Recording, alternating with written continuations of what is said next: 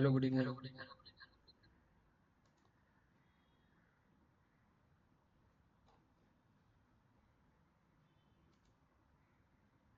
Hello, good evening. So yeah, thanks for joining. So I will let's just wait for a couple of minutes, like whether other people are also joining.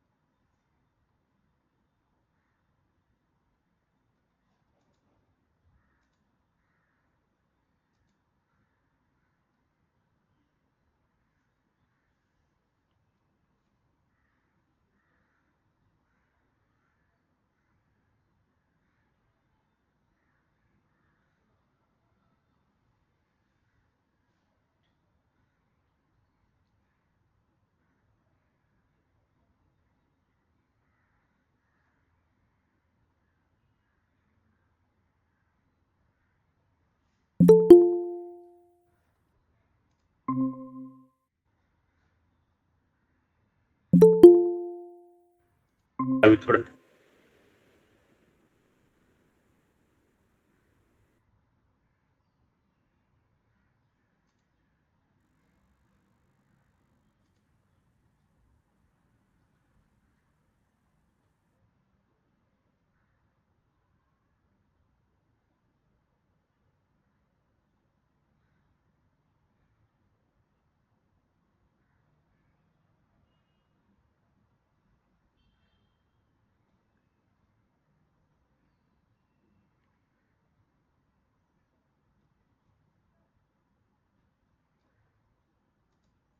Hello, hi, good evening. So I was just waiting for a few minutes to see whether anyone else is also joining. So we'll get started in a couple of minutes.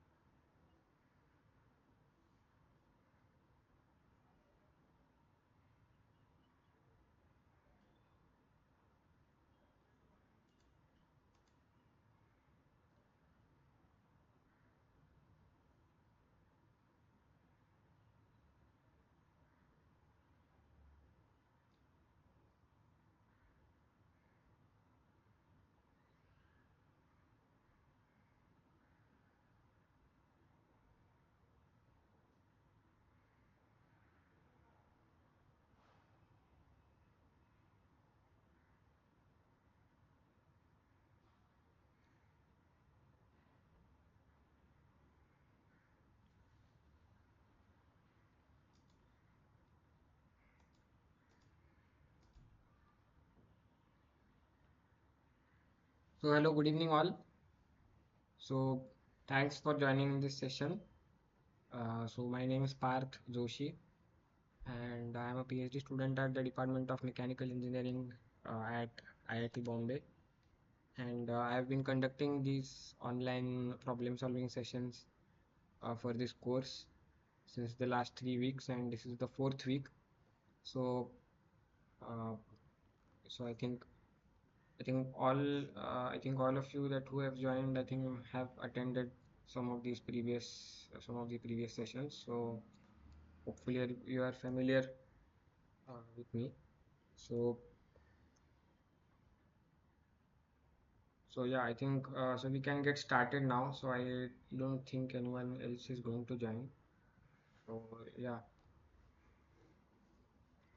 So so this week's course content is about the uh, different types of damping, such as like Coulomb damping, structural damping, etc., and viscous damping as well, of course, and then the concepts related to vibration isolation and transmissibility have also been covered. So these are like important aspects, like in terms of where we do not want some undesirable vibrations being transmitted to the system, so then we design a vibration isolation. So so that's about the like roughly the course content for this week. So, anyone has any questions related to the course content, what was covered in the lectures? Any doubt on that?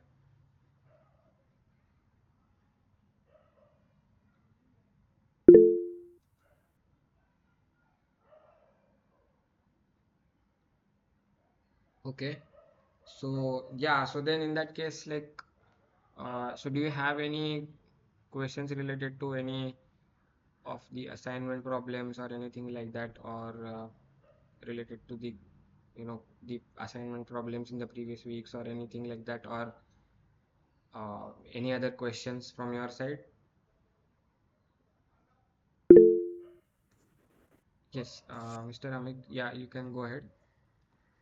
Sir, there are two queries from my side. Last week we have discussed two problems from the gate examination, sir. Okay, One question I think from gate 2017, sir, okay, okay, yeah. in which there was a thin rod Mm-hmm. and there are two springs supporting at their end, sir. Okay, So, sir, I have a small query in that question, sir. okay. Can you sir display that question, sir, for convenience, sir? Yeah, yeah, sure, sure. So let me just. So are you talking about what was covered in the week, like previous week, or like the week before that one? Was Sir, you have shown some question which was appeared in the previous examination. So I remember it was gate 2017, sir. Yeah, yeah, that is okay. But like, did I cover it in the last week or the week before that? Sir, last week, sir. Last week itself, because I don't remember covering this in the last week as such. But yeah, let me see. Yes.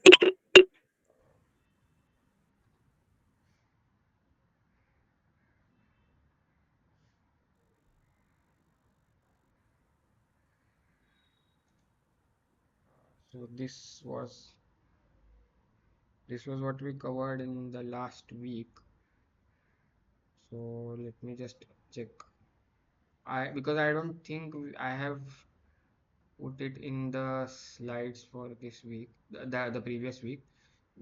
This one or this problem. No, no, sir, not this one, sir. Then it Sir, must be there is a, yeah, maybe, sir. Exactly, I do not remember, I sir. think this is this one. Yeah, this one, sir. Okay. Yeah. So, sir, what I have tried to solve this question is that Mm-hmm. I have calculated the energy of the different components. Like there are two springs, so I use formula of half kx square. Mm-hmm. I have used the energy of the thin rod using formula of I omega squared, sir. Mm-hmm. Okay. Sir, I got confused this about because of this small mass m, sir. Ha, Because so, when ha, I was calculating the rotational energy of the thin beam, sir, of length L, yeah, of mass capital M, sir, yeah. should I include this small m as a part of this rod? That means capital M plus small m, or should I treat it as separate entity, sir? Because it is also likely to rotate with the thin rod, sir. Yes, yes, you are right. So it has to be accounted for, but you can treat it as a concentrated point mass, which is so like the rotation axis is like about this O. So you can calculate it as m into 2L by 3 whole square. So basically you can, I mean the moment of inertia of that mass about O, because it's a single, you can treat it as a concentrated point mass. So its moment of inertia, you can just write it as m into 2L by 3 whole square.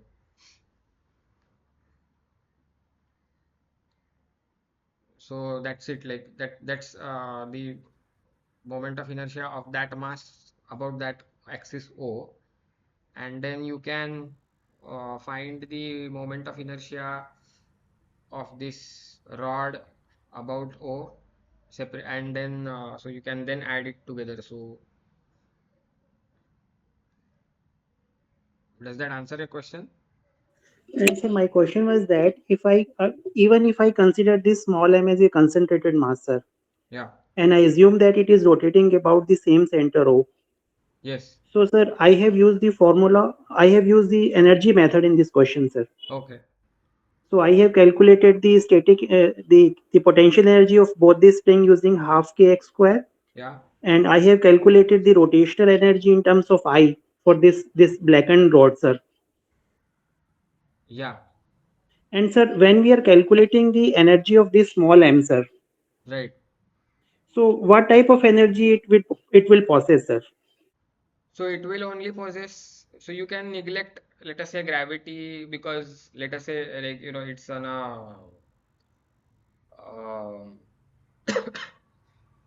plane, whatever, like horizontal plane or something, like, so you can neglect the effect of gravity for now, and just it will have only kinetic energy mainly.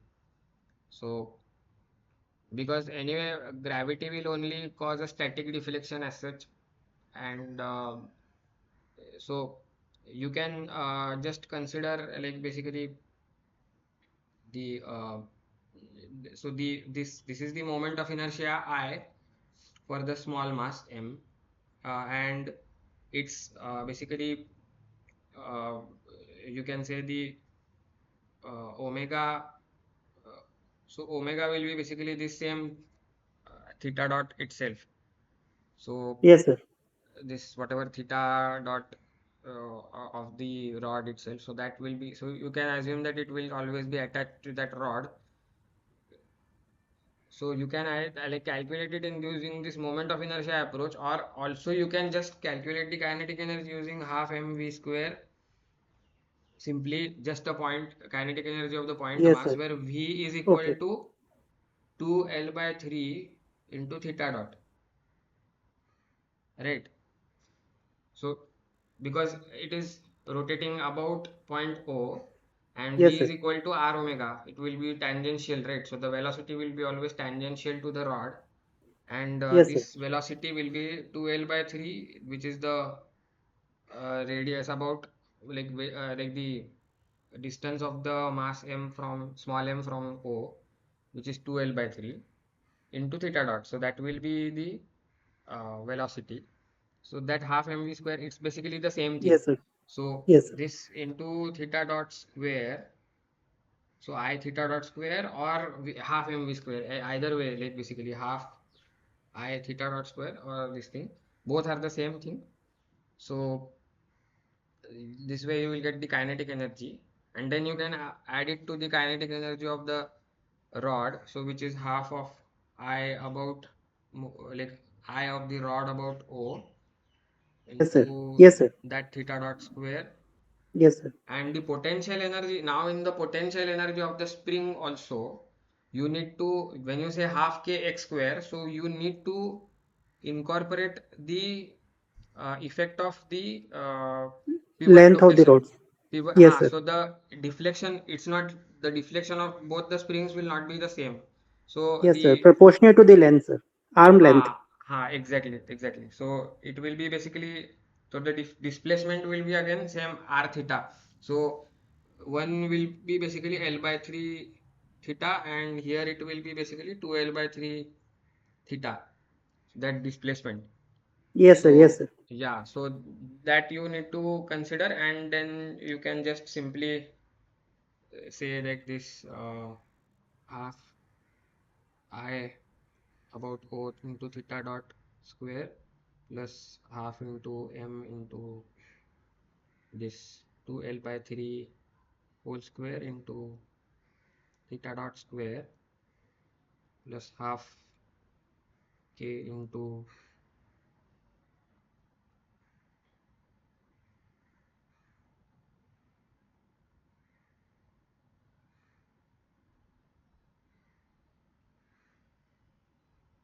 is basically constant. So this is constant. So you can differentiate it with respect to time to get the differential equation, and get the basically the natural frequency by that. Yes, sir. Yes. Yeah. Sir, there is a second query in the same question. Mm-hmm. If I have to write the force balance equation, like, or we want to write the standard equation for this system as we used to write mx double dot plus cx dot plus kx is equal to something, sir. Yes, So yes. if I try to write this type of equation, sir, Hmm. so how I would calculate the inertia force, sir? Because there are two masses, capital and small m, sir. What do you mean by inertia force in this case? Like we have used to write equation mx double dot. So this, in this case you can Now, actually, yeah, yes. now there are two masses, capital N and small m, sir. Yes, yes. So what you can do here is like, actually you can just write the moment equation instead of the force equation. So in Yes, order sir. to simplify things, you can Yes, write sir. like, take the basically moment of this system about point O itself. Okay, sir. So the moment of the about the point O in terms of whatever the force is.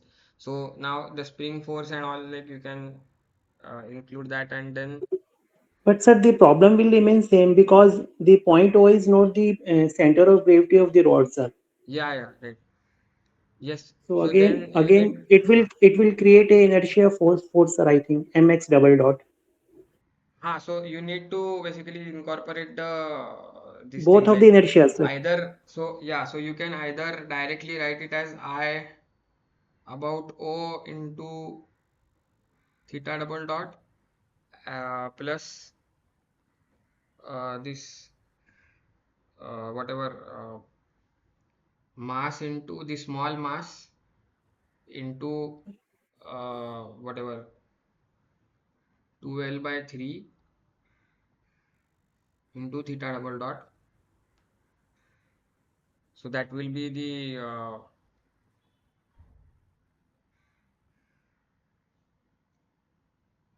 into again 2L by 3, right? So that will be the moment. So this will be basically the net moment acting about the point O. So I O is basically, yeah, the moment of inertia of the rod about point O. So you can write it this way also. So, and that is basically the net moment acting, which is, so you can then calculate the moment due to the spring force basically. So that is, Okay, okay, sir. Sir, I will try, sir. so it will, you will basically end up with the same differential, like same equation. Yes, sir. Yes, sir. Yeah. So that's about like, any other doubts? Sir, for calculating I0, will we use the parallel axis theorem, sir? Yes, yes. So you Okay, that will be basically IO will be just the moment of inertia of the rod about its center of mass plus the yes, sir. Difference between the capital M into whatever like the there is this is pivoted about OG square. L by 3. So let us say this is the center of mass OG, and like so OG will be basically L by 2 minus L by 3. Yes, sir.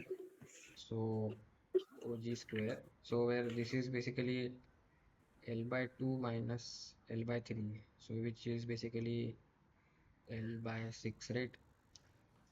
Yeah. Yes, sir. Yes. And this will be M into ML square by 12, right? Yes, sir. Thin rod, sir. Yeah. Right. So this you can just like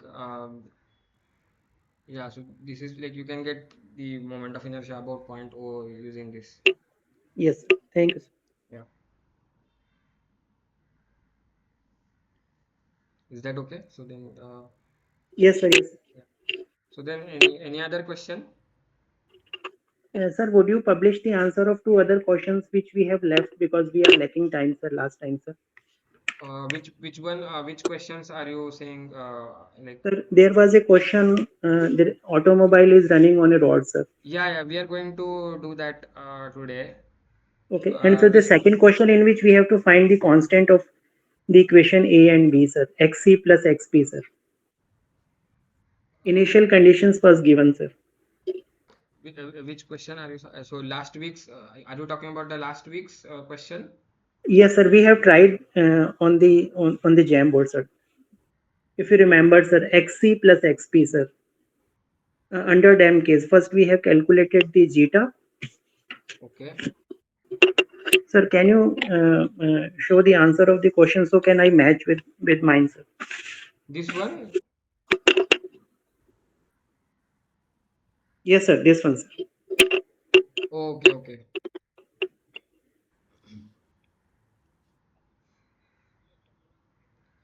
Okay, okay. This one. Okay. So okay. So I have not actually solved further. So yeah, we need to actually solve this further to get the answer. So Okay, yeah. sir. No problem.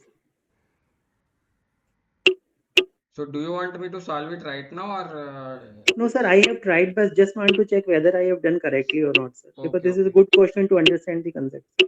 Yeah, yeah. So it's like just basic this thing like so you are already given something like the uh, spring mass damper system with all these parameters and yeah. No problem, sir. You can proceed further, sir. Okay. So you already here in this case we know zeta and okay, so we can just use substitute the initial conditions and solve for the unknown constants A and B, right? So yeah, maybe Yes, then sir. yeah. So what I'll do is I'll just maybe solve it further and share it like again. Okay. Thank So you, sir. yeah, okay. Yeah, so we were going to solve the, like last time we just had a brief discussion on this question. So regarding this automobile traveling on a bumpy road, so it's like so what I have done is like I have added this again sub question B, which is like so it's basically just an extension of what so this week's concepts are basically related to whatever we had covered in the last week itself. So like I have just carried forward the same question here and added this sub question B. So to determine the displacement transmissibility for a speed of 80 kilometers per hour. Yeah.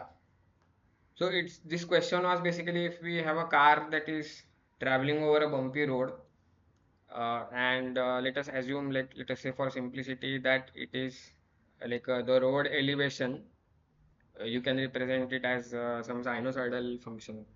So let's say like we represent the road profile like this.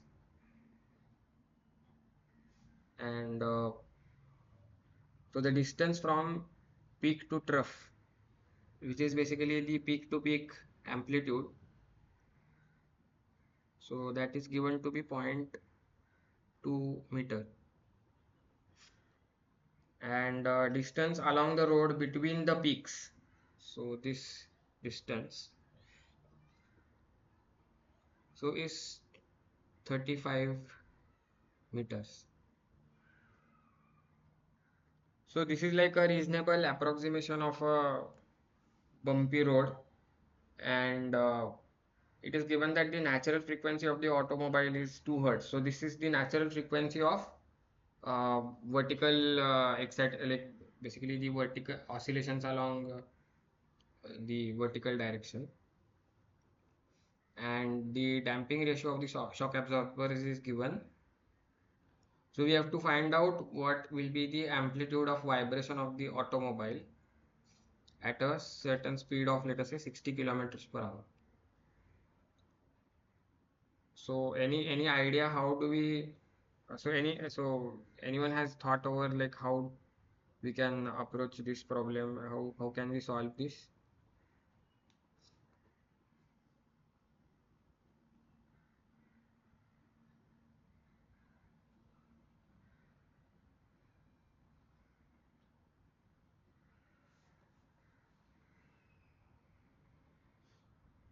Any thoughts, like how do we start?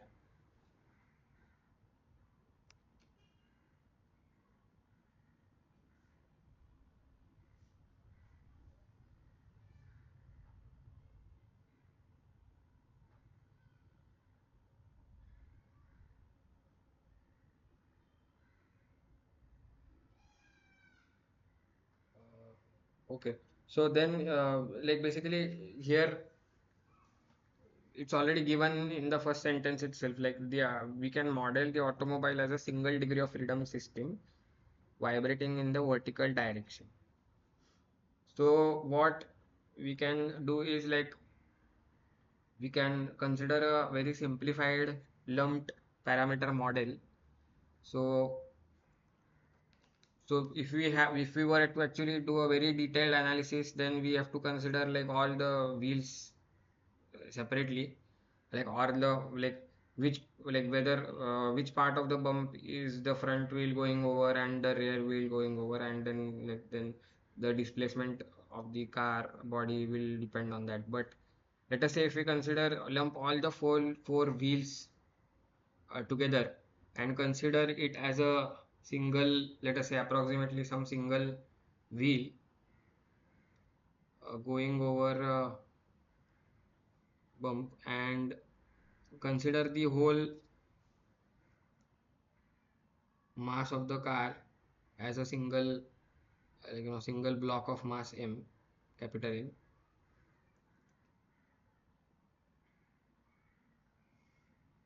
So then and the if we model the stiffness of the suspension and the damping together as a single, let us say single spring with stiffness capital, some single spring with stiffness k, and the damper like which is the damping of the suspension, so that as c, then and so let us assume also that these are, so this is the simplified thing of the wheel. So uh, and let us say that the vertical displacement of the mass, we call it as x of t, and let us say the displacement of the wheel, we call it as y of t. So and so we assume that the like the wheel follows the road profile exactly, like that the wheel never loses contact with the road. So then the so then what does this problem actually represent now? Sir, excitation of the supports.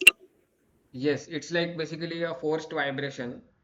So because of the road profile, we are forcing the wheel to be always in contact with the road, and the road profile is known to us.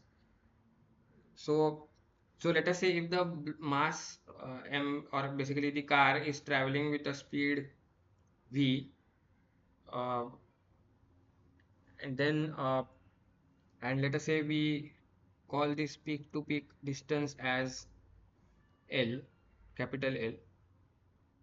So what will be the frequency of the excitation? V by L, sir. Yeah, so it will be V by L. So frequency of the excitation will be same as V by L. So others also understand why it should be V by L. Yeah. So it's basically the distance L is capital, the capital L is the distance between the peaks, and since the basically the vehicle is also is traveling at a speed v, so then the number of cycles it completes per second is basically the distance rate at which is the distance is being traveled to the, the distance of like length corresponding to, or the wavelength corresponding to one cycle. So that's why it's v by L. So it's same as wavelength actually. So it's like a wave, and then so yeah. Right. So this is the frequency. So then omega of the excitation will be 2 pi f. So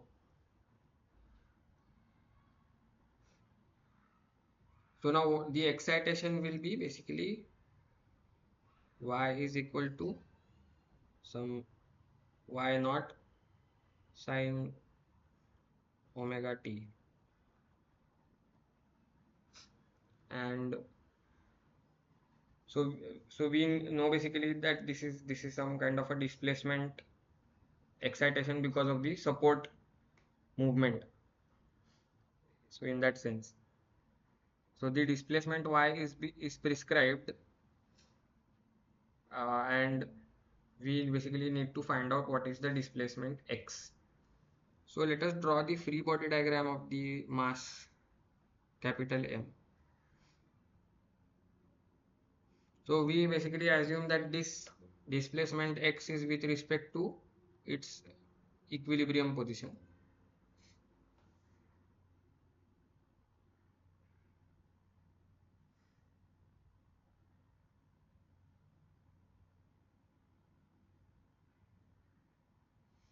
So with respect to equilibrium position, x is measured. So then therefore we can just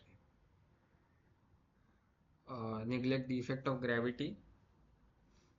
So now what will be the spring force? So let us say we write this as Fs, and this is like Fb as the damper force. So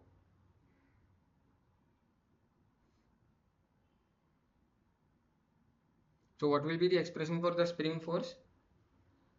K is basically the stiffness of the suspension, overall equivalent like stiffness of the suspension, and C is basically the effective damping of the overall suspension of the car. So, and capital M is like the total gross weight of the car, let us say, gross mass. So, now what will be the expression for the spring force?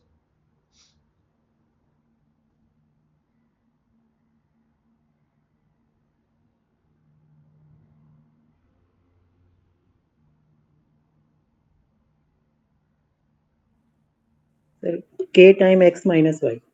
Right. So it will be K into X minus Y.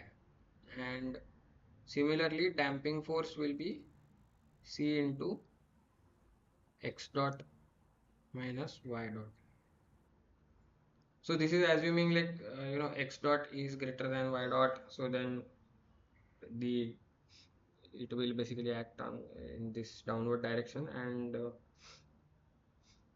spring force will also be, so spring is in tension, so if x is greater than y, so then spring will be in tension, so therefore this spring force will act downward. Right, so then we can then write the equation of motion now. So basically mx double dot is basically minus k x minus y and minus c x dot minus y dot. So if we take the x terms to the left hand side, so then it will be same as mx double dot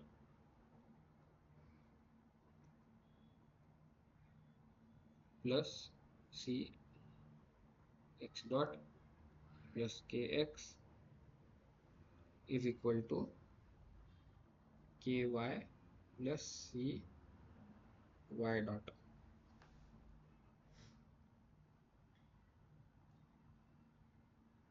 Now to get the steady state, uh, so this is basically the right hand side represents the forcing, or basically this is the excitation. So because of the movement of the support, or so y is basically prescribed and or known with respect to time. So this the expression on the right hand side represents the excitation force. So that force is being transmitted through the spring and damper to the car body. So now to find out the steady state values of the displacement x, so let us assume a solution of the form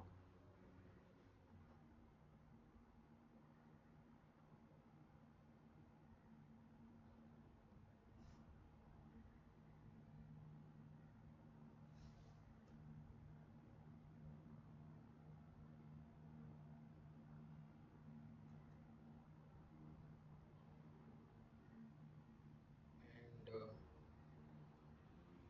y is equal to some capital Y e to the power j omega t,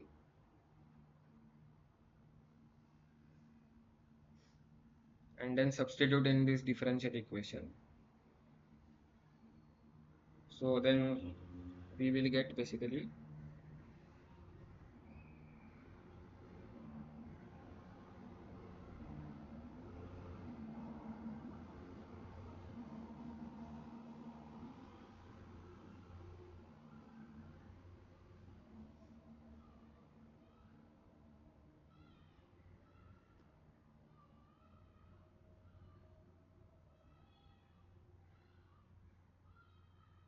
so this is like very similar to what we have done previously, so that's why I'm just directly writing. So I hope all of you understand the intermediate steps, right? So when I substitute these complex number as I like assumed a form of solutions into this differential equation, so I think these are the steps that like we have done previously, so that's why I just keep that intermediate step. So if we differentiate that complex number, so then twice, then that will be minus omega square m times that same complex number, and e to the power j omega t is common in both left hand side and right hand side, so therefore we just write it in terms of the capital X and capital Y amplitudes. So we basically get the ratio x by y in a complex number form as,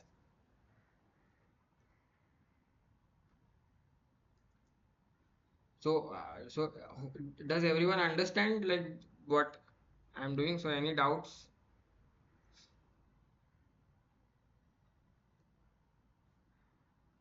So please do let me know if you have any doubts, or did you, if you didn't understand any step that I might have skipped. Any doubts?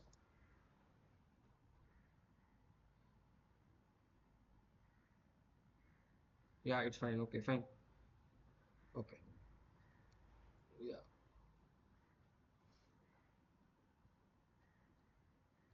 So this is in a complex number form. So it has two parts basically, amplitude and phase. So generally we are interested more in the amplitude. So then we can basically take the mod or modulus of this complex number. So it will be basically square root of k square plus omega square c square.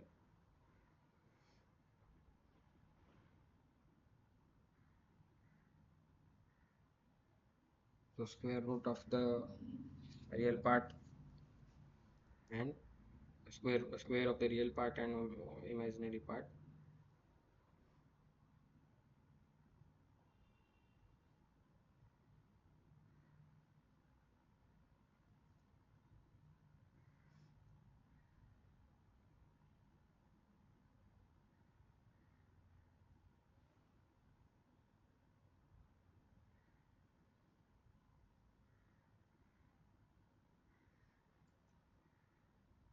So this is basically the same expression that you get for the usual transmissibility type case where like displacement transmissibility. So where you are trying to measure the steady state amplitude response, like the steady state value of the amplitude of the response to the amplitude of the excitation.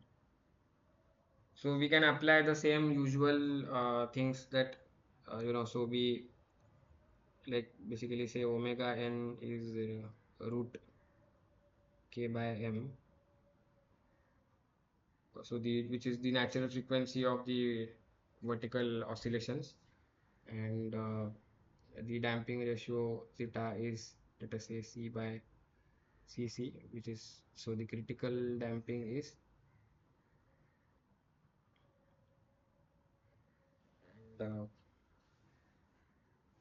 and let us say we say that the ratio of omega by omega n, so we call it as r. So then we can translate it into the usual familiar in terms of the zeta and r type of form, and so that becomes.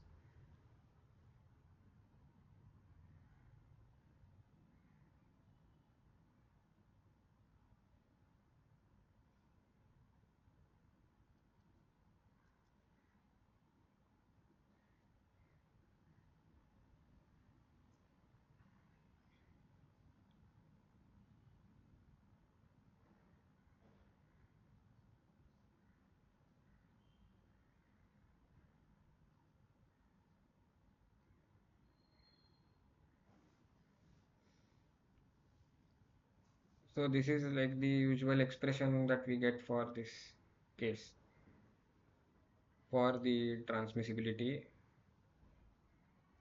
Now what we are supposed to find is the amplitude of vibration of the automobile at a speed of 60 kilometers per hour.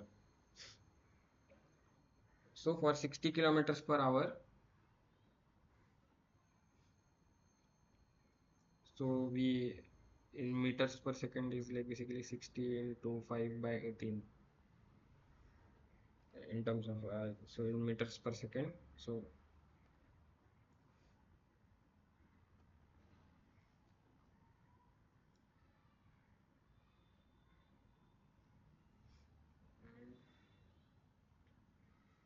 so the frequency or omega basically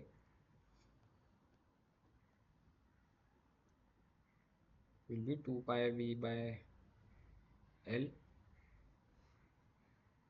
and omega naught we can easily find, like, so omega naught or omega by omega n, so omega n also we can find out by root k by m, because the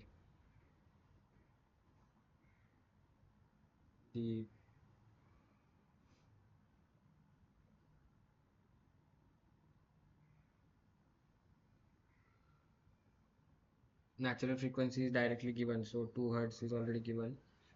So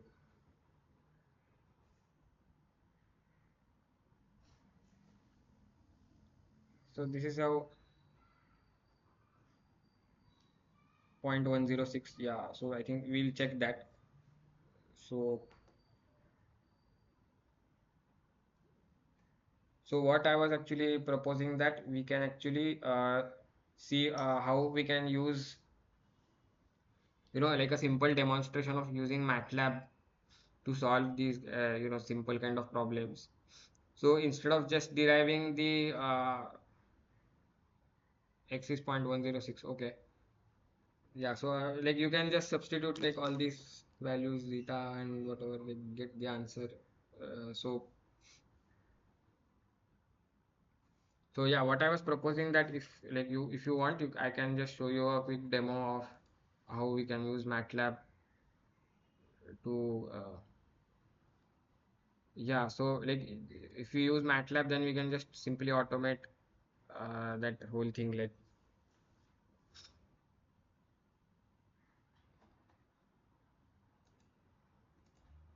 so yeah, so like what we can just like write a simple short few lines of code, and we can actually get the whole frequency response in a matter of few seconds, like using MATLAB.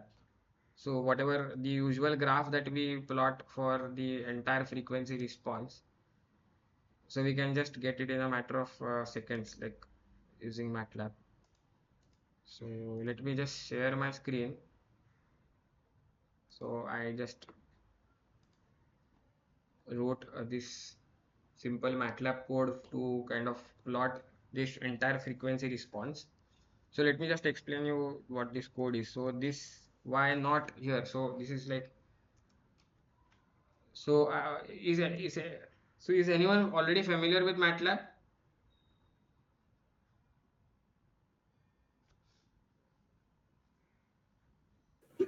Sir, I have used MATLAB for matrix multiplication in FEM, sir. Anyone else? Uh, Anyone else is already familiar sir, with MATLAB? but on dumb terminals only, sir. Sorry? Sir, I have not used on graphics mode, sir. I have used on dumb terminal, sir, without graphics. Like Oh, we have like DOS command. We were used to write command there, sir, on DOS oh, prompt, sir. oh, So I okay. have not used the graphic version of MATLAB, sir. Oh, okay, okay, okay. Yeah, so then it becomes like very easy to use, like if with the graphical user interface and all, like it becomes very easy to use. But still, I just write like codes and all. Like you can also do a lot of things using just the graphical interface. But yeah, so like you can just write some simple short few lines of code. So here what I have done is, yeah, so the first command CLC is just to clear the screen,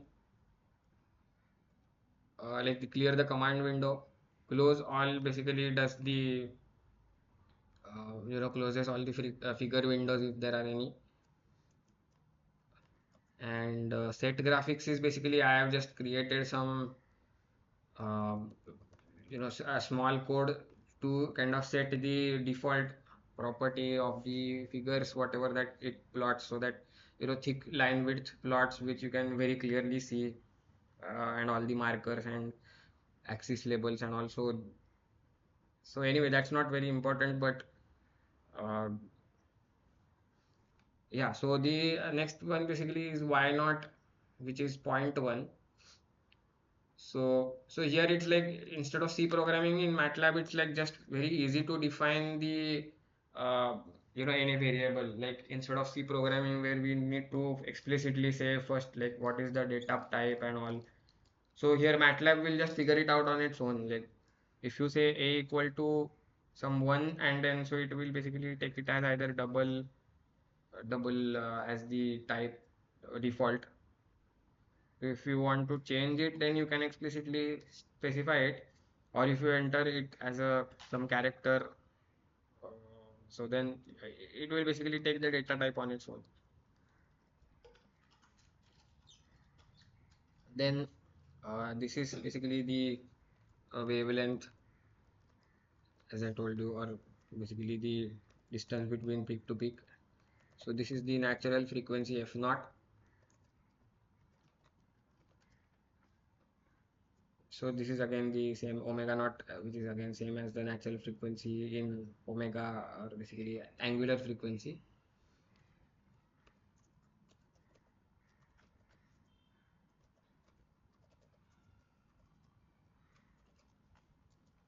And yeah, so this next one is dr, which is I have defined a range of damping ratio values. Now like we have been given, let us say 0.15 is the value of the damping ratio. But what if we want to find out like what would be the behavior with when we change the value of the damping ratio? So this code is basically to plot the entire frequency response, which is basically the displacement transmissibility, whatever we derive the steady state x by y amplitude expression. So we want to find out the value of that for different values of damping ratio and different excitation frequencies. So how will the excitation frequency change if we change the vehicle speed? So like the road profile is fixed, already known.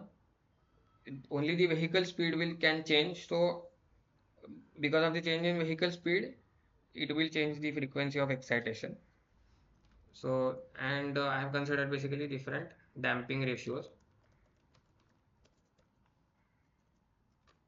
and this is basically the vehicle speed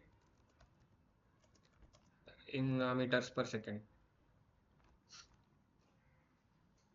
So then, so this is like a very, you can say, very broad range of speeds. So like 200 meters per second is like very fast. So it's actually more than 700 kilometers per hour, which is actually practically not even achievable by any generally any vehicle. But yeah, so just for purpose of the demonstration, I've just like chosen a very big range.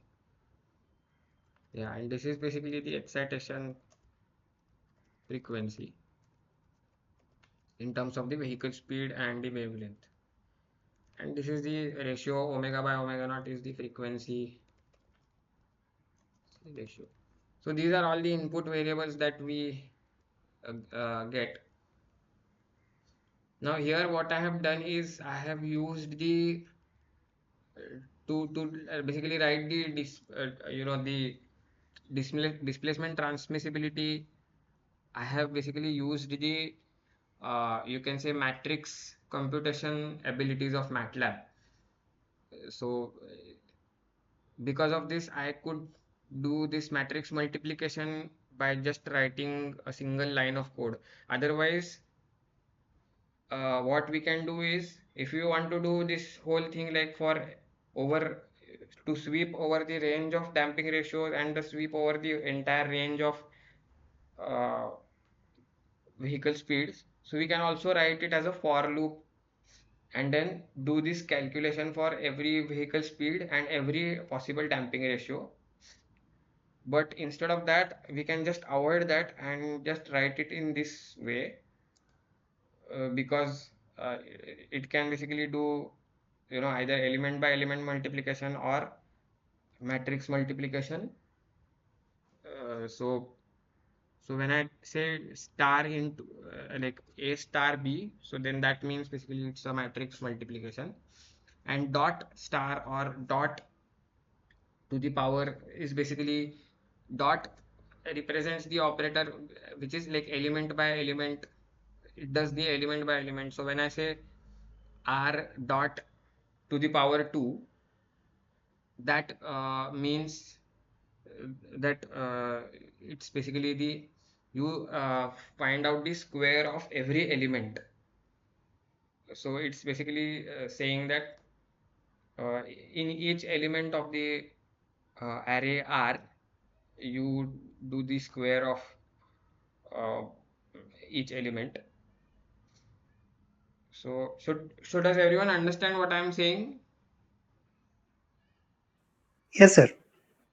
Yeah, so it's basically dot is an operator which does element by element operation. So if I say dot star or dot divided by So it's the, like, if I say dot star, so for that there need to be matrices of equal sizes for that. So if you want to do A dot star B, that means multiply each element in matrix A to the corresponding element in the matrix B. So for that, matrix A and matrix B should be the of the same size. So to ensure that, I have done this once of size of dr. So it's just a matter of programming thing, like its syntax, or basically to just to make sure that the size of the matrices are the same. Uh, so I have basically just used the same expression that we derived here and found out the displacement transmissibility here. Now, if we want to do a for loop, so then we can write it like in this way. So for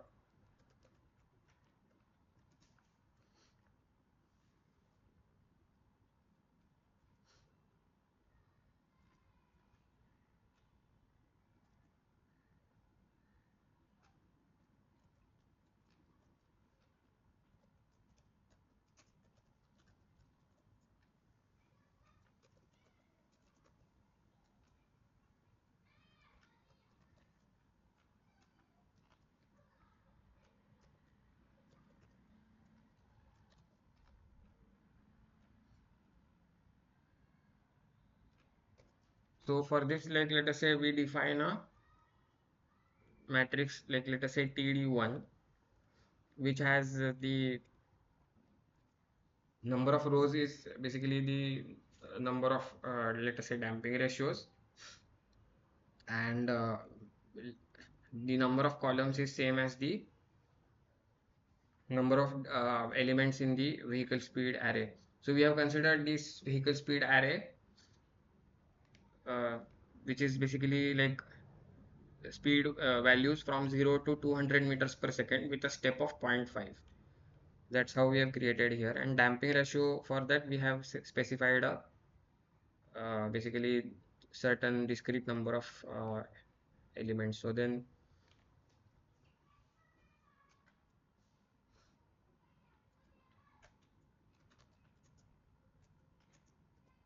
So we basically need to specify it. We can do it using two loops, and then just write the expression will be the same, more or less same. So I will just copy paste this. So it will be the nth element of the damping ratio and mth element of the.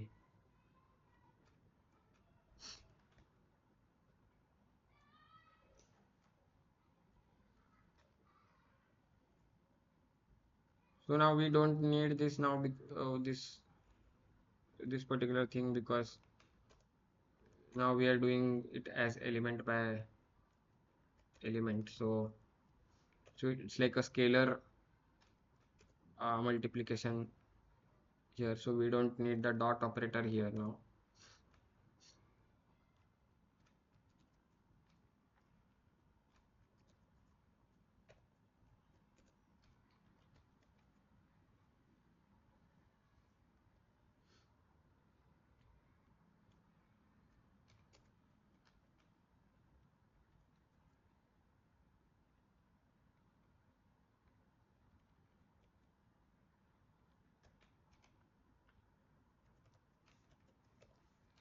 So yeah, so this will basically close the loops, and yeah, so this is basically the expression for each.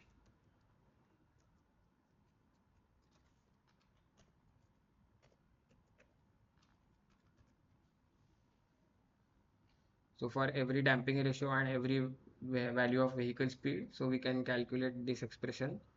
So it will basically do the same thing, so same calculation, but using a for loop, which is like a more, you can say, easier and more intuitive way of going about. So, and then we can plot this. So, so each row of this matrix TD will be basically the variation of the amplitude or basic the ratio of x by y with respect to the vehicle speed, or basically the ratio of the, we can alternatively also plot it with respect to the frequency ratio omega by omega naught. And then so this is like with respect to frequency ratio, and we plot for every row we plot a separate curve, so for each damping ratio. So that for that I have written a for loop here. So for every damping ratio it plots this as a separate curve, and we label the axis as omega by omega naught, the x-axis, and y label is basically the label of the y-axis as x by y. And this is the legend. So let's try to run this code. Yeah. So this is the kind of plot that you would have seen in textbooks, right? So we can write this kind of a simple code to get the same plot, right?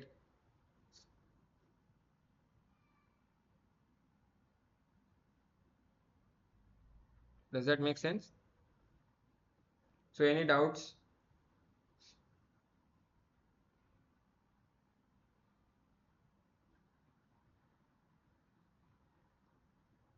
So you may not have understood probably the entire code and all that part, but broadly like what I have done. So does everyone understand that?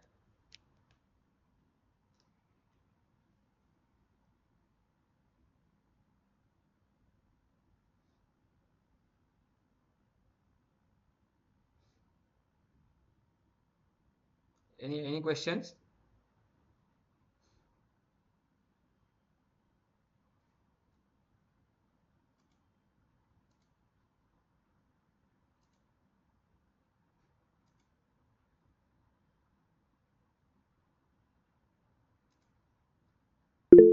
Everyone is clear, right? No? So any part that you didn't understand?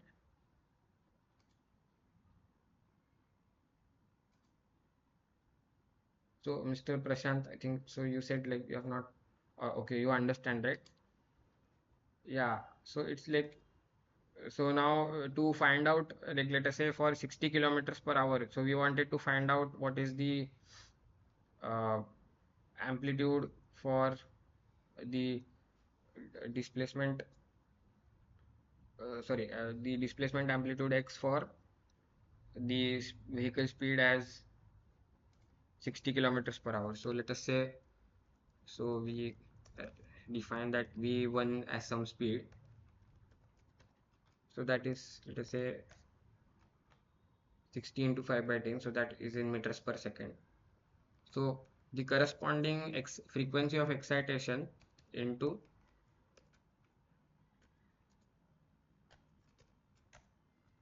so that will be 2 pi into v1 by L. So you can also use this MATLAB command window like a usual calculator, or you can also like use it like Excel sheet, like we write formulas in that. So you can just simply use the command window as like a calculator in this case.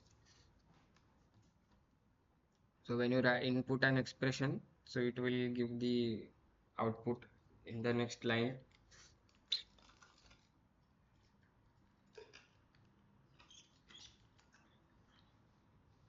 So this is the corresponding excitation frequency omega 1 in terms of the vehicle speed. So then the frequency ratio R1 will be basically omega 1 by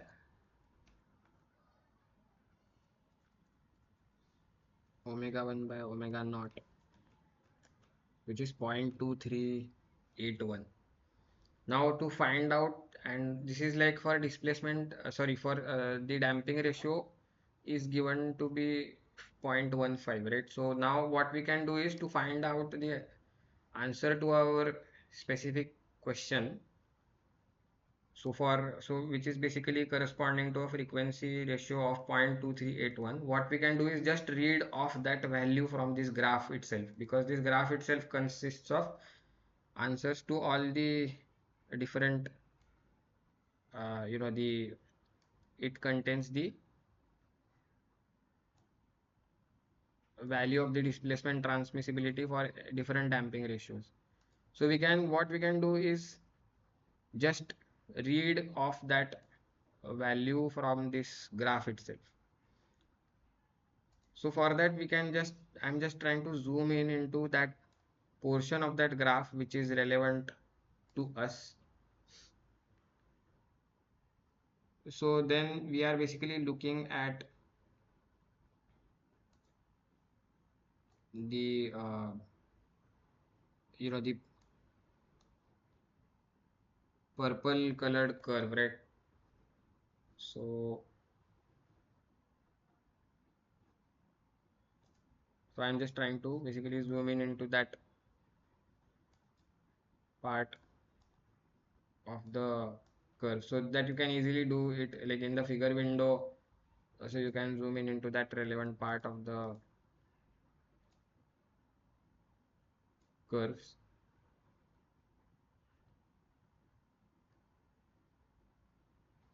So we are looking at a value of 0.238. So we are mainly interested in the interval, let us say 0.23 to 24, let us say, and then the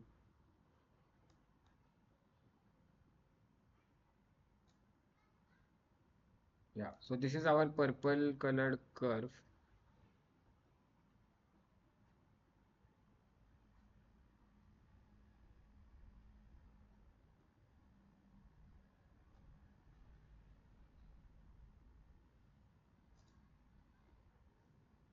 Yeah. Now we can just, so I have clicked on that purple curve and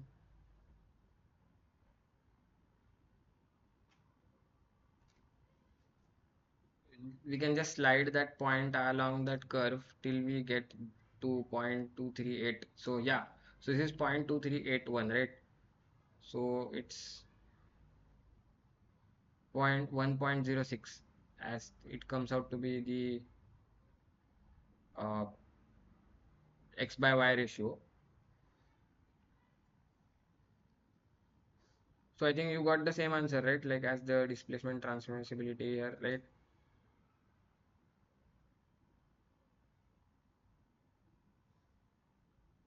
You got 1.06 itself, right? Yeah, so it's the same thing. Like, so you can just read it off using this graph. So it's 0.2381. So 1.06 is the value of the displacement transmissibility here. So likewise, you can find out, you can read it off like for any vehicle speed. So now we, like, the second part of that question was to find out it for 80 kilometers per hour.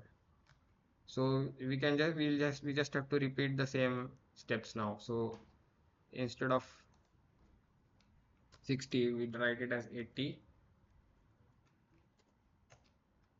So then it becomes 0.3175 as the frequency ratio.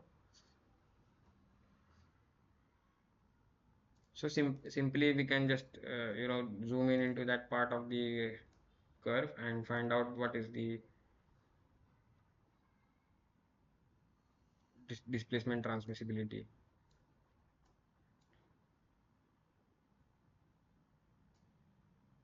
for that damping ratio, like that particular damping ratio. So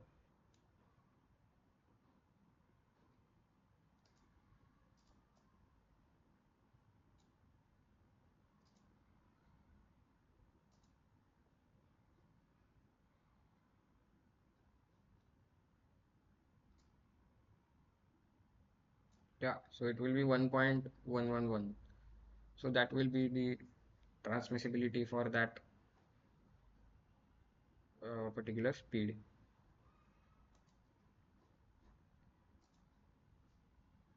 So the next sub question was,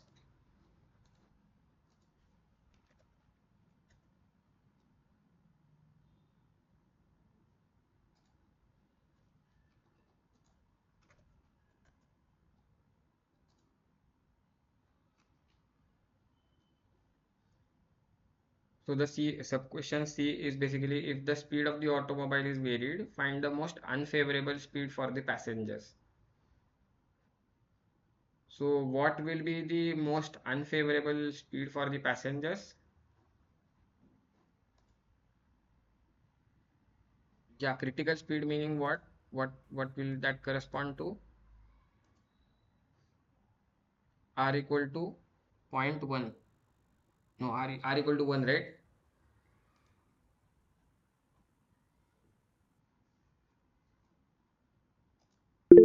So when the excitation frequency and the the natural frequency and the excitation frequency become equal, then that will be the condition of resonance, and for that the transmissibility will be very high. So then what is the vehicle speed corresponding to that? So then for that we just need to equate the natural frequency to the uh, frequency of excitation.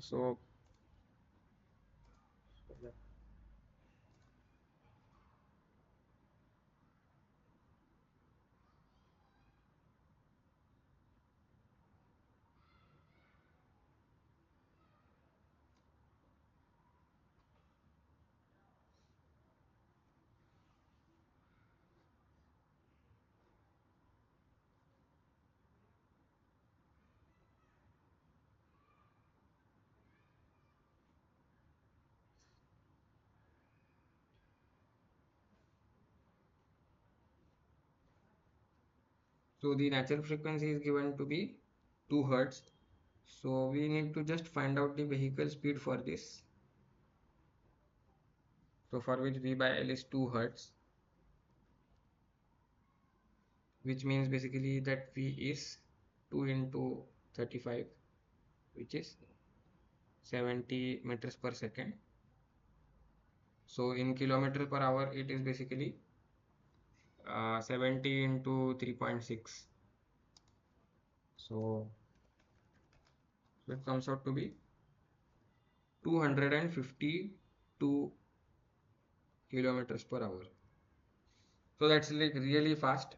So yeah, so like that would be, so we are like very much safe from that. So for the usual speeds at which cars travel over a bumpy road, so we are generally safe and safely away from the the point at which there will be actually resonance.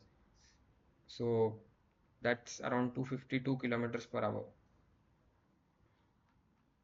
So that's like very very fast. So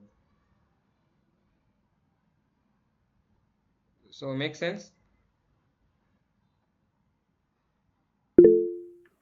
Yes. Sir, this question, the unfavorable speed part, sir. Yeah. Sir, I have tried it with a different approach. However, I could not succeed. Mm-hmm. What I did is that I differentiate x upon y with respect to r, sir, and put it equal to 0. Okay. Okay. Sir, is it okay, sir? Yeah, that is also okay. Like, so basically the you find out the basically the for which the value of r for which x by y Is will be maximum. maximum, right? That is also okay. So that is also, you should get the same, roughly the same answer. So it may not be like r equal to 1 always. It will be like maybe slightly, r equal to 1 is like an approximation. You can say, like, Yes, sir. as we had discussed, like the damped natural frequency and the r equal to 1, when we are equating it to the undamped natural frequency. Damped natural frequency may be slightly different from the this thing. But yeah, roughly it should be the same thing, like, and that will depend on the damping ratio. Sir, my second query regarding this question is that while calculating the value of amplitude, sir, that means capital X and capital Y, sir, why we are taking absolute value? Why are we considering the relative value of X, sir? Relative value in the sense, Because the vehicle is also moving. So, so the movement of the vehicle should be considered with respect to road only, not in absolute way, sir. yeah, road is stationary, right? So relative to road means basically relative to ground, which is uh, same, like it's basically same as absolute, right? Like in that sense. Because sir has illustrated this formula x upon y by considering both of the cases. The first case he has taken the absolute amplitude of m, and in the second case he has taken relative amplitude of m, sir, mass. What do you mean by absolute and relative? Sir, actually, see, x and y are occurring in same direction. Yeah. So in the first case, he has taken x irrespective of y, sir. Mm-hmm. In the second case, he has taken the amplitude of mass with by considering y also. That means the net effect will be not x; it will be x minus y, sir. Yeah, it will be x minus y only. It cannot So, sir, be. in Uh, this question, should we go for absolute amplitude or relative amplitude, sir? See, basically, what is happening is, so both the ends of the spring. So if you consider, like, look at the spring, the top end of the spring is attached to the mass capital M, which is the car body, let us say. Car body is also moving up and down. And at the same time, the wheel is trying to follow the road profile. So that is also going up and down in that sense. So both the ends of the springs are actually moving in that sense. So the net, so what will happen if suppose the top end of the spring moves by, let us say, 10 mm, and lower end of the spring also moves up by 10 mm. So then the both ends, so there is no net displacement between the two ends, right? So then there is no change in the deformation of the spring in that case. But if the two ends are moving in an unequal way, then the tension or compression will change depending on that. So generally what happens is that one end of the spring we generally consider it as fixed. So then we can consider the absolute uh, the coordinate as such, like absolute Okay. x or whatever. So here x is the absolute displacement, but it is being measured with respect to the equilibrium position. So equilibrium position is defined as the, it's basically incorporating that, the deflection due to its own weight. So what I mean by equilibrium position is that, the if this I mean this, let us say, this whole thing is, let us say, moving this way. So there is a static deflection due to its own weight. So initially, let us say the block, let us say if we have an unstretched spring, we allow that block to, you know, exert its like force due to its own weight on the spring, and then wherever it settles down, let us say we mark that position. Let us say here, this is the position marked on this board, and then it is like while oscillating, it is going up and down. So then we measure it with respect to this marked position, how much up and down it is going. That's what I mean by the with respect to equilibrium position. Yes, sir. Yes. We can also measure it with respect to some other reference, but that will not really change the in essentially what the nature of x is, it will, we just need to account for some other additional geometric lengths or whatever depending on. So this just offers us a convenient way to, you know, eliminate the effect of gravity in that sense. So Yes, yes. yeah. So in what context are you like, in what kind of context were you saying like absolute x is used and like. Sir, actually, in the video lecture, sir has taken them as a two different cases. Mm-hmm. First, he has done the same way you have done today. Yeah. In the second case, he has defined a new variable. Instead of taking x, he has defined x minus y as a displacement of the mass, sir. Okay. Yeah, that So he can. has Huh. so the same way he has proceed and find the formula, sir. Yeah, So that in can that also. case, he has got a different formula for these the ratio of two displacements, sir. Like you have done with the absolute amplitude. Mm-hmm. There is another way of doing the same problem by taking a relative amplitude, sir. Yeah, you can do that as well. So it can Yes, be like, you know, you can write it as x minus y is some z, let us say. yes, sir. So you can say like x minus y is z, and then you derive the differential equation in terms of z.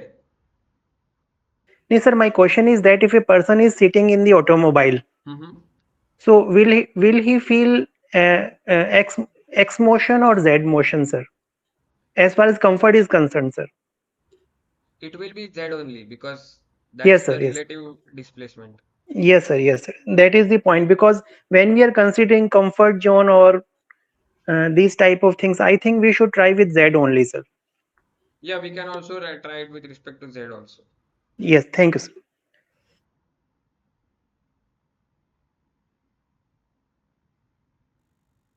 Right.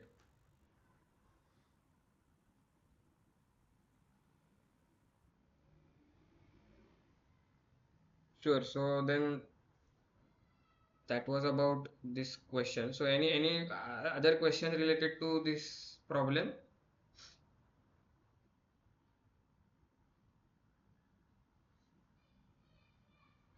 Fine. So then we can No, sir. proceed. Yeah. So then we can proceed to the next question.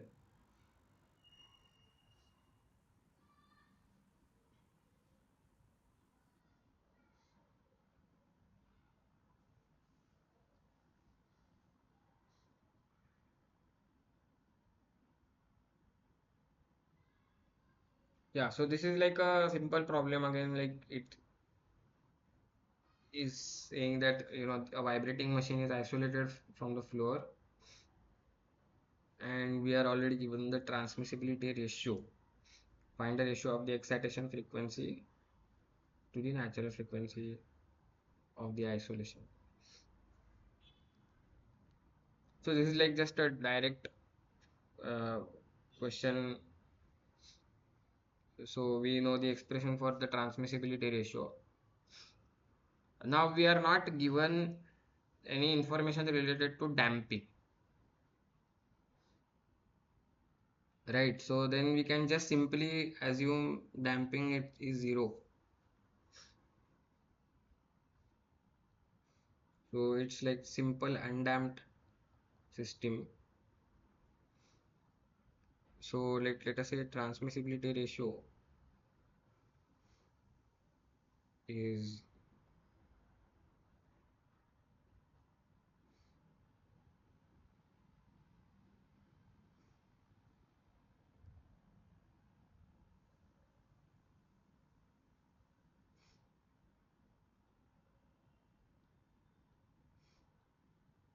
so this itself will be zero when zeta is equal to zero.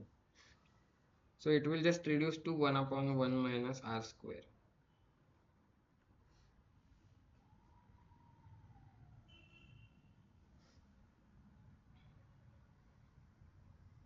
So we are given that it is 1.33, which is nearly equal to 4 by 3. So which means 1 minus r square is nearly equal to 3 by 4,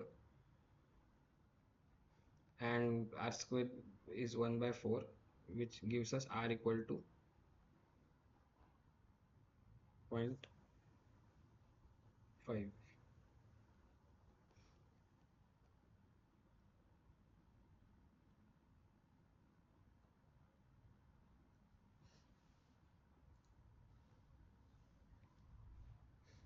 So is that okay?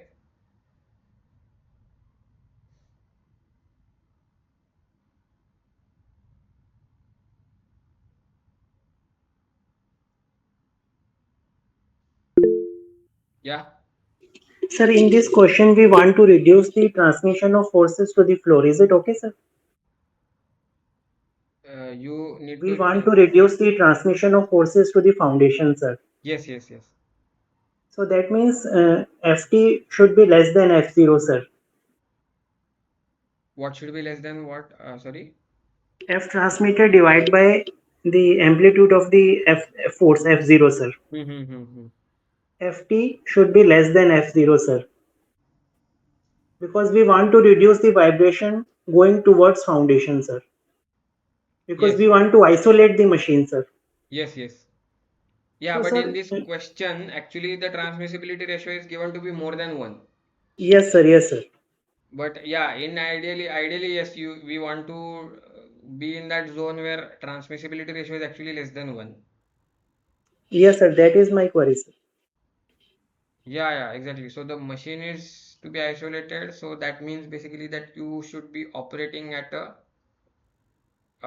so how the curve generally looks like is this curve, right? So transmissibility ratio curve, it looks like this, right? So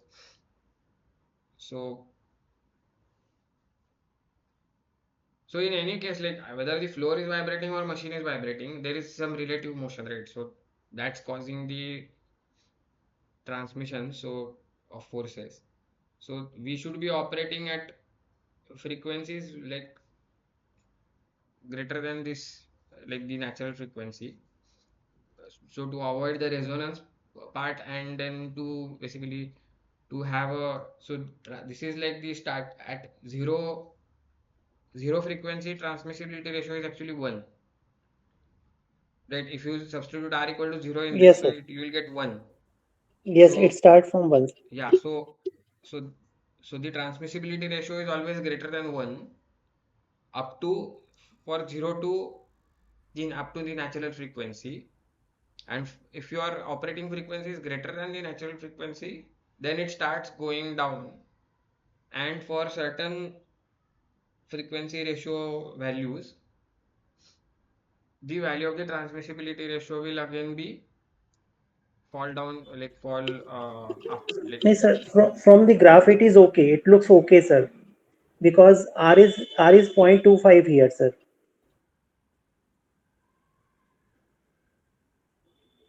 R is 0.25. Yes, sir. So transmittability should be greater than one from the graph, sir. Yeah, exactly.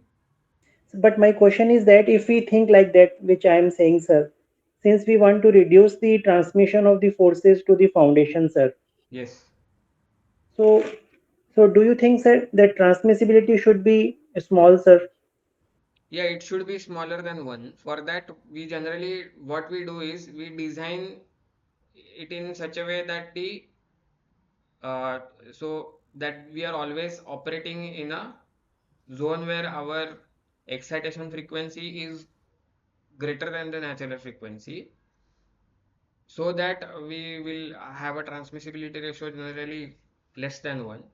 Now, if that is not possible, then we generally try to uh, kind of design. Uh, so let us say if the natural frequency of the machine is something like, then if we are able to design the isolation in such a way that it either falls like very well below the natural frequency or much greater than the natural frequency. So if we use very soft springs, what will happen? Soft springs for the, so this basically what I mean is like this K K. will be small, sir. So if K is small, so then K by M will be small, right? Yes, sir. So then our natural frequency will be will be less. So Yes, if sir. we use soft springs for vibration isolation, then our natural frequency will go down, and then our excitation, so we can adjust our natural frequency. So if you want to design an isolation, if our then our, let us say, excitation frequency is already known, that it will be, let us say, for typical RPMs, like there are some typical operating RPMs in the machine. So based on that, like, you can, you have some idea of what will be the excitation frequency. So then we can design the stiffness of the vibration isolation such that the natural frequency of this whole, for the oscillations, will be smaller than the excitation frequency, significantly smaller than the excitation frequency. So then that will ensure that our transmissibility ratio becomes less than 1. Okay, sir. Or you can increase the mass. So yeah, so but like if our, machine, given a certain machine, so then you cannot it's like, if you like, if you have to design the foundation, like there is a certain foundation, and you want to mount a machine on that foundation, and you need to design vibration isolation for that. So then in that case, you cannot change the mass of the thing, right? So then you need to either like design the springs, like choose the springs in such a way that the effectively you just need to tweak the natural frequency. So you need to design it such a way that we are operating in that zone, preferably. Or if that is not possible, we can also design, if we use very stiff springs,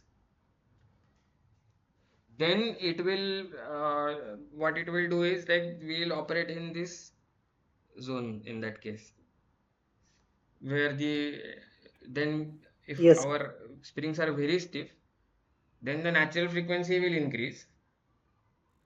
Then we are operating in a zone where, the omega R is small. R is is small. much less than omega n, or whatever natural frequency. So the R is small.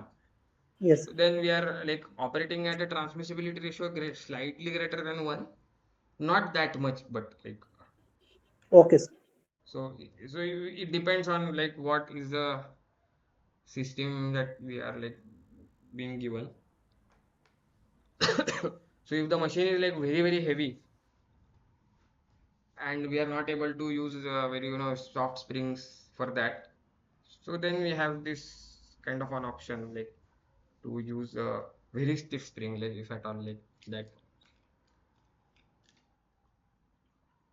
Sir, if we take the reverse case, that means suppose a measuring instrument is lying on a vibrating machine, sir. Mm-hmm. That means we want to reduce the vibration transmitting from machine to measuring instrument. Mm-hmm.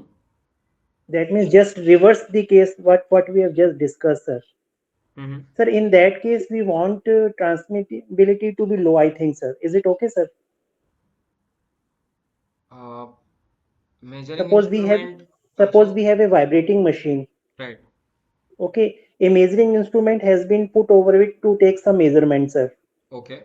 Now, to get the accurate result from this instrument, we want that minimum vibration should be transmitted to this measuring instrument, sir. Okay.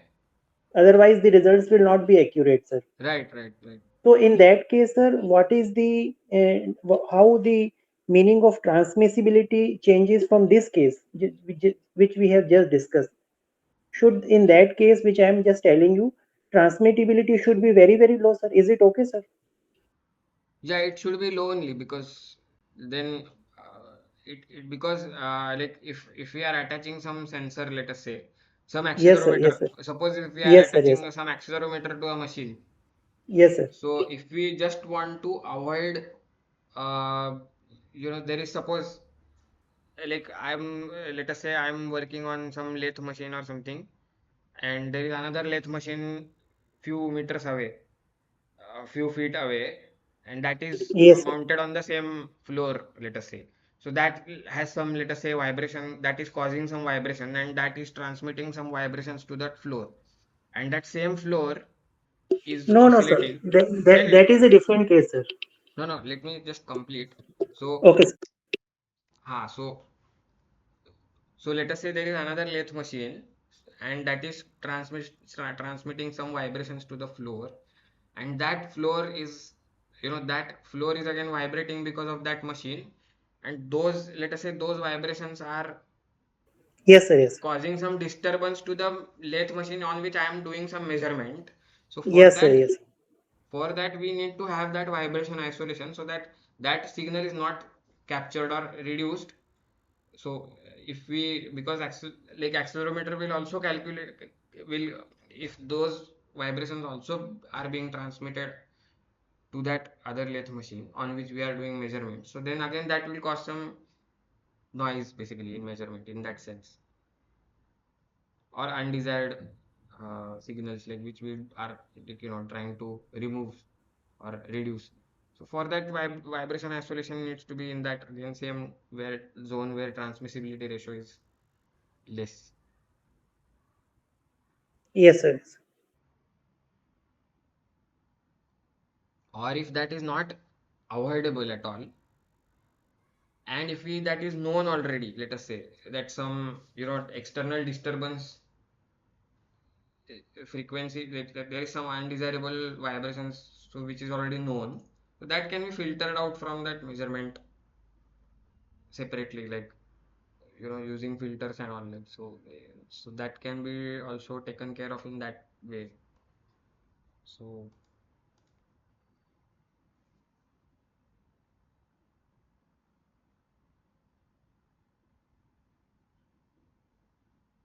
is that okay?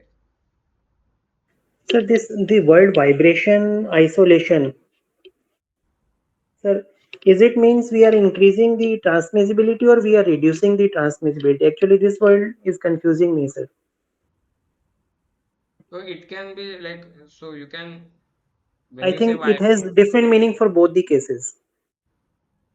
which both cases are you saying? Sir, the first one in which we are going to transmit the vibration from machine to foundation. Mm-hmm.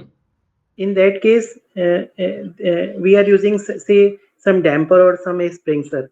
In the Mm-hmm. second case, where we want to reduce the vibration coming from vibration to some sensor, sir. Mm-hmm. So in the first case, we want to increase the transmissibility, sir. No, In the why? second case, we want to reduce the transmissibility so that sensor doesn't get affected, sir.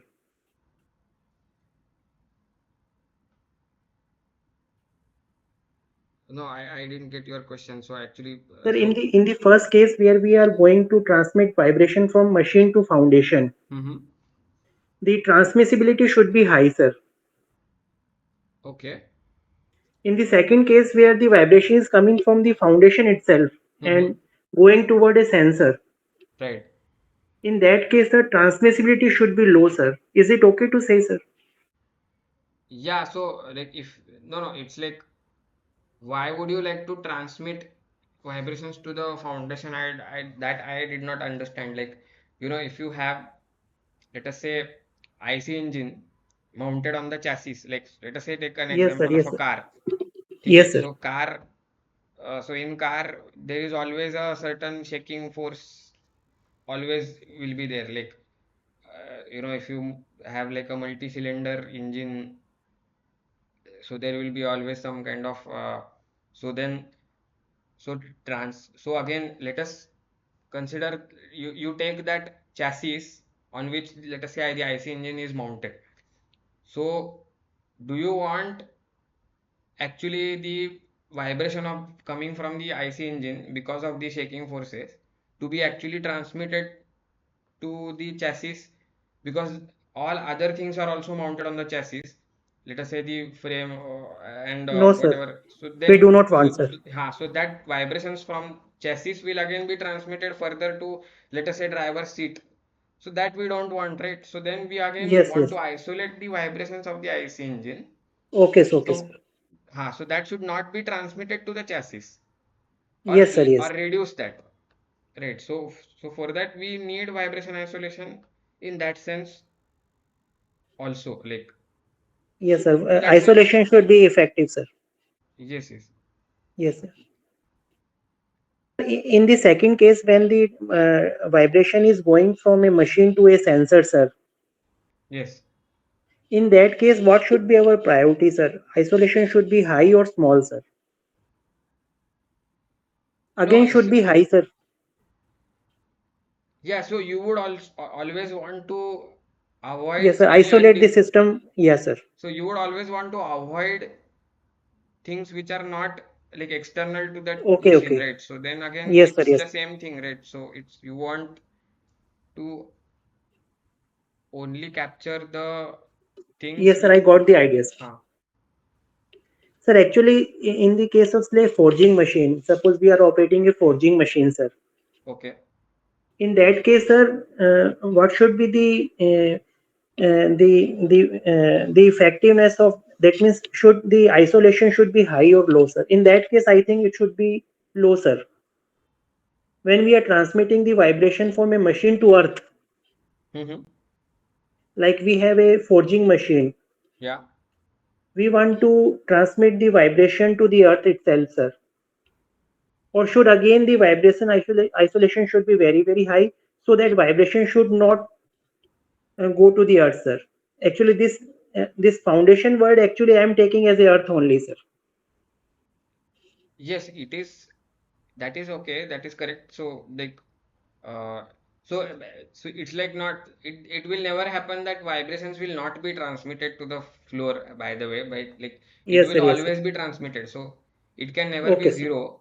But let us say, so for that you need a spring with zero stiffness to actually Yes, sir. Yes. 100% to isolate it like by 100%.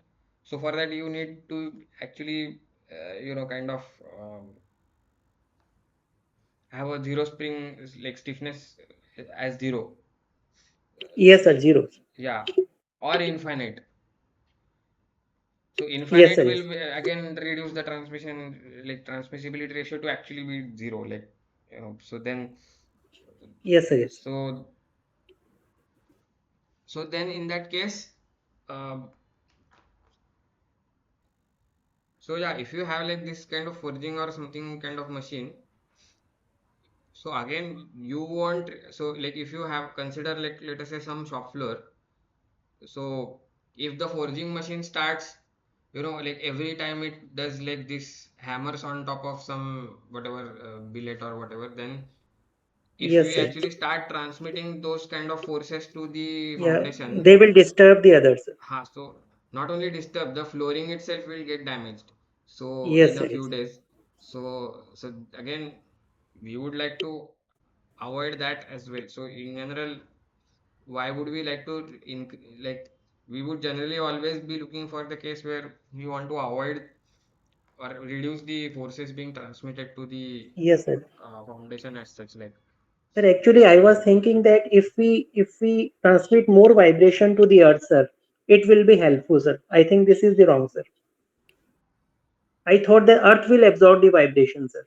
So our transmission should be very, very high. Isolation should be small. This is not the case, sir, as you explained, sir. No, I mean, like, if we increase the forces being like, yeah, definitely the Earth will absorb because of its own, like, it's a huge Yes, sir. mass, Yes, sir. and so it will.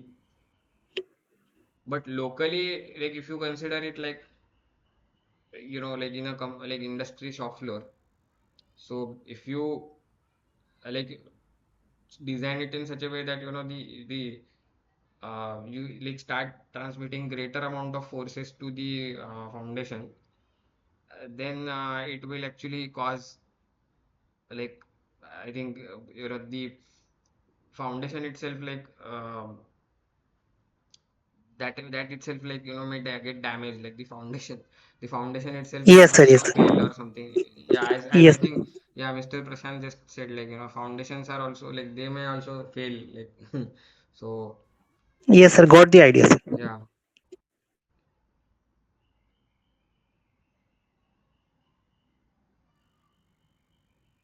Yeah, okay, good discussion. So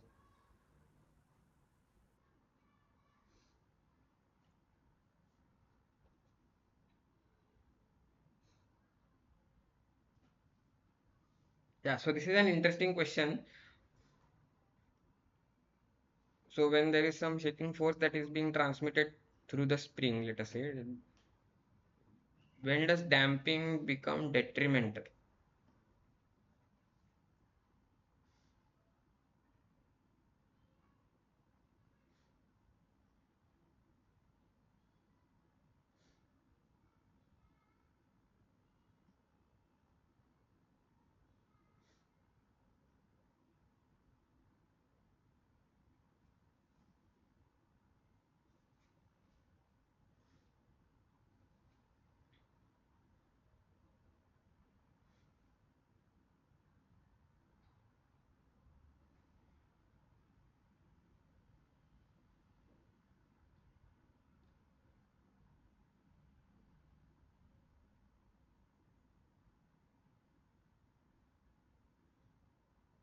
So any idea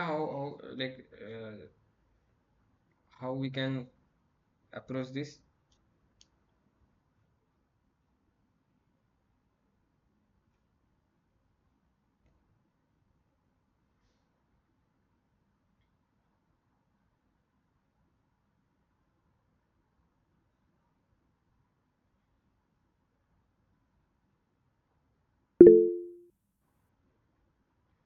Okay.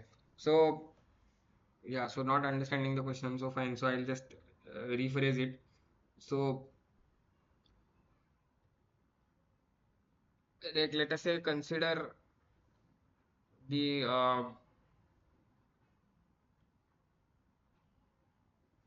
graph of like let us say the transmissibility ratio for a certain given damping ratio. Now for different values of damping ratio, we get a series of these curves, right? So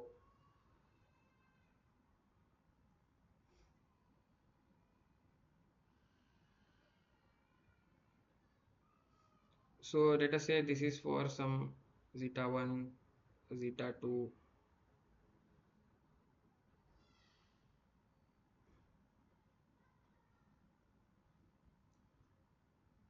Like I'll just label the curves as 1, 2, 3, let us say. Any peculiar feature that you observe in these three curves? So they are passing through a common point. Yes, they are passing through this common intersection point, and so transmissibility ratio actually, so this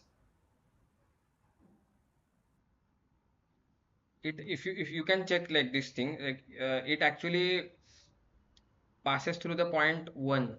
So when the transmissibility ratio is 1, so irrespective of damping, so all these curves actually pass through the same point. So for a certain value of frequency ratio, so if the frequency ratio is equal to this some value, let us say some r naught or whatever, this thing.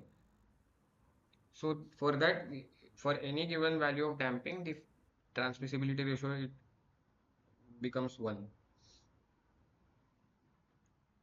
So what is that value of so first step is to actually find out this. Yeah, it is square root of 2.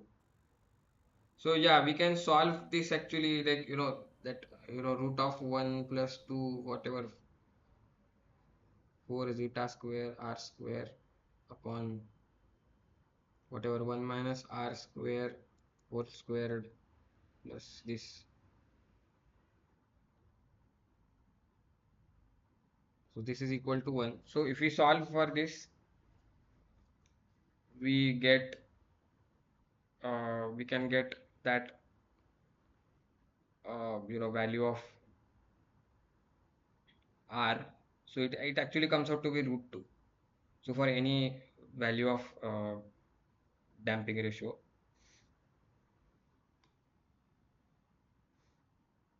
that is basically which is less than so for higher values of damping ratio, it actually just goes like this. So the curves actually,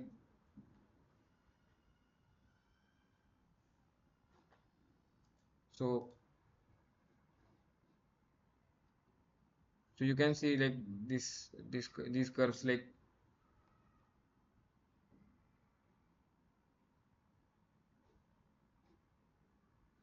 so when the damping ratio actually becomes very high,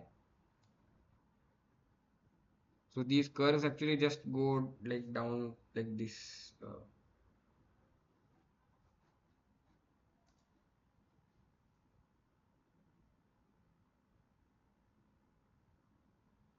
But yeah, so for all curves will pass through that same point.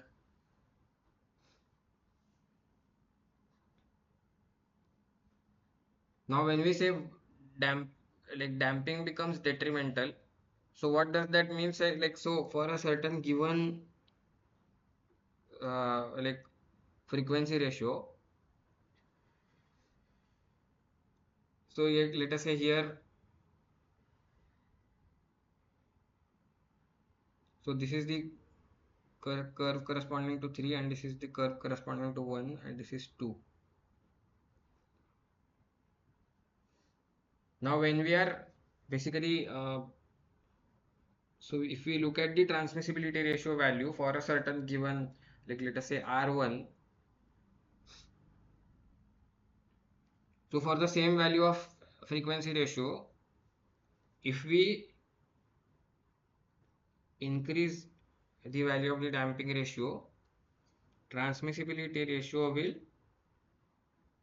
decrease, right? So so damping ratio is increasing as we go from 1 to 2 to 3, right? So as we increase the damping ratio, transmissibility ratio is decreasing, right? So because, so for 1, which is the least value, transmissibility ratio is here. When we increase damping, it reduces. So damping is here helping here in this zone basically. So by increasing damping, we are reducing the transmissibility ratio. But when we say it is detrimental, that means that if we consider, let us say,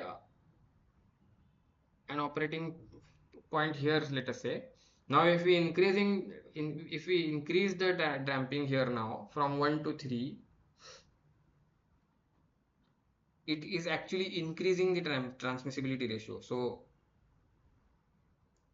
damping increases, transmissibility ratio will increase. So that is what we call as detrimental, in that sense that increasing the damping will increase the transmissibility ratio, which is not desirable, it is detrimental. So that is the zone, so where our frequency ratio is greater than this square root of 2, that is the zone where damping will actually become detrimental. So do you get this point?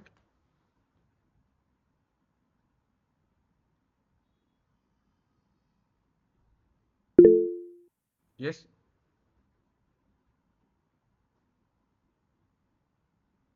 Yeah, so yeah, go ahead, Mr. Amit. Yeah, so go ahead. So you had some question.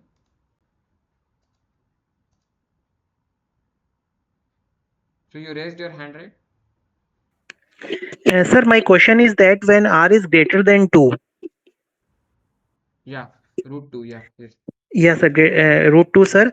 In that case, sir, uh, uh, um, in that particular zone, when R is greater than root 2, sir, Mhm. transmissibility is less than 1, sir. Is it okay, sir?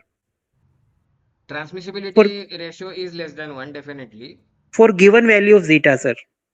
Yes, yes. Okay, now, sir, is it favorable that for a given value of zeta, Mhm. transmissibility is less than 1?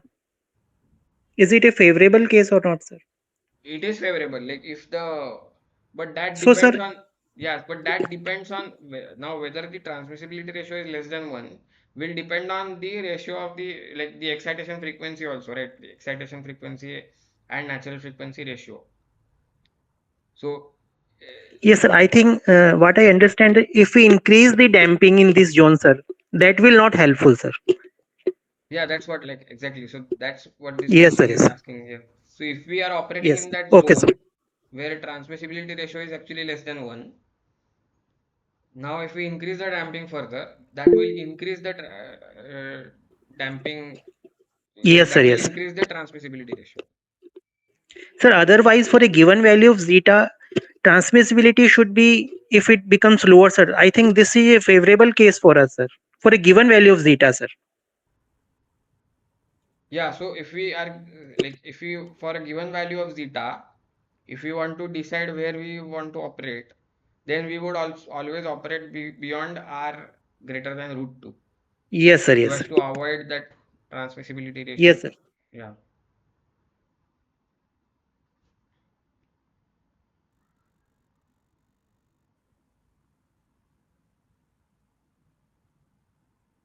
Okay.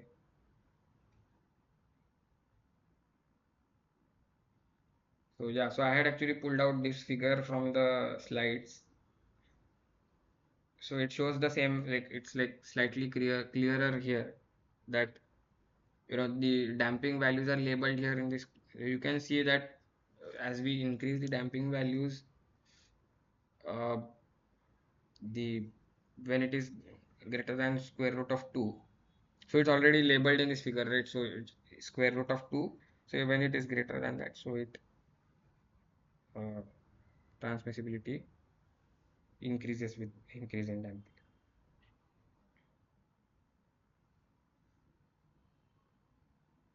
Yeah, so I had some more questions, so I don't think like we have enough time to cover those. So what I would suggest is that I think you can go through them, like you can try to solve them, and maybe like we can discuss it in the next session. So yeah, it's almost like 9 o'clock now. So yeah, sure. I'll provide the answers for the remaining ones. So Sir, sure. can you share the remaining questions on the drive, sir? Yeah. So it will be like I will share this entire document with you, like uh, these questions also. So right now, immediately I will just provide you with these questions so you can try them on your own. And like in the next few days, I will provide you with the solved ones also. Like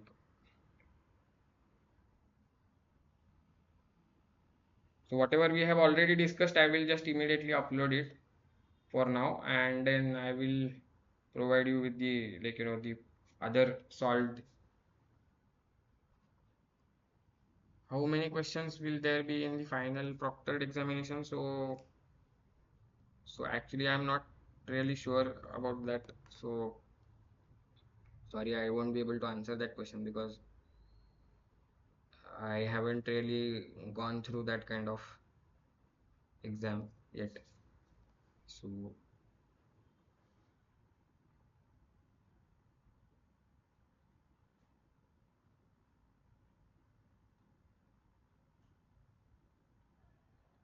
anything else?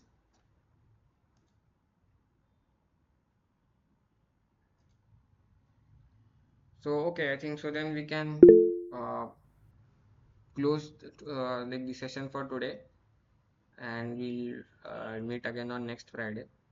So I will right now I will immediately provide you the unsolved, like today's solved questions and unsolved few more unsolved problems. So you can go through them, try them, and then we can discuss it in the next class. I will also provide you with the solved, like the answers by the next sessions. Yeah. Sir, would we take week five contents on next Monday or Friday, or we will continue with the same week, sir, so that we can prepare accordingly, sir? Yeah, so we'll be mainly discussing about week 5 content, but we can also briefly discuss about these examples like uh, for next week. Like Okay, sir. Thank you, sir. yeah, so like every week I'll just like I'll mainly focus on the content for that week, but if there are any additional things from the leftovers from the previous week, we can also incorporate that in that. Yes, thanks. Yeah. Yeah, sure. Thanks all for joining the session. So I hope you have a good Raksha Bandhan, happy Raksha Bandhan to all of you. So yeah, yeah. Thanks. Yeah. So good night all. Thanks for joining.